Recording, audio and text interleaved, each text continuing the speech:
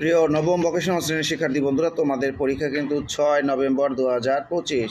তো তোমাদের জন্য প্রত্যুপকার গল্প থেকে গুরুত্বপূর্ণ সৃজনশীল ক প্রশ্ন উত্তরগুলো দিয়ে দিচ্ছি।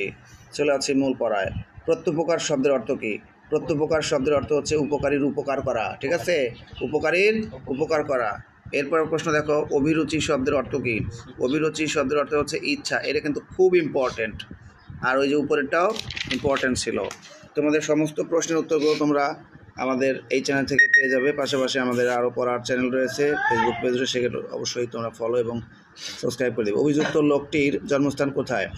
দেখো, অভিযুক্ত লোকটির জন্মস্থান হচ্ছে ডেমাস্কাসে।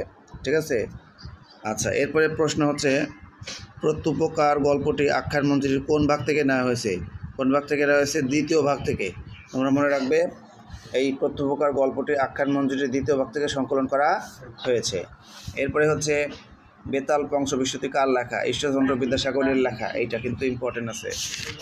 এরপরে প্রশ্ন কি? প্রশ্নটা হচ্ছে, সব জেনে খলিফা লোকটিকে কি করলেন? সব জেনে খলিফা লোকটিকে মুক্তি দিয়ে উপহার সহ দামেস্কে প্রেরণ করলেন, অর্থাৎ তাকে ছেড়ে দিলেন, মুক্তি দিলেন আর উপহারও দিলেন, তাই না? কোন প্রস্তাবে লোকটি সম্মত হতে পারেননি? খলিফার অগোচরে আলী ইবনে আব্বাসকে বিপদে ফেলে পরিবার বর্গের কাছে চলে যাওয়ার প্রস্তাবে লোকটি সম্মত হতে পারেনি।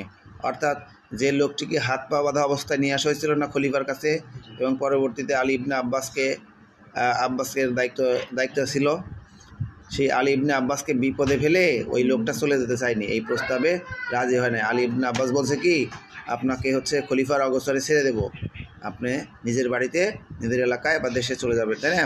তখন ওই লোকটা কিন্তু ভালো ছিল, এই জন্য ওই আলী ইবনে আব্বাসকে কি করতে চায় নাই? বিপদে ফেলতে চায় নাই।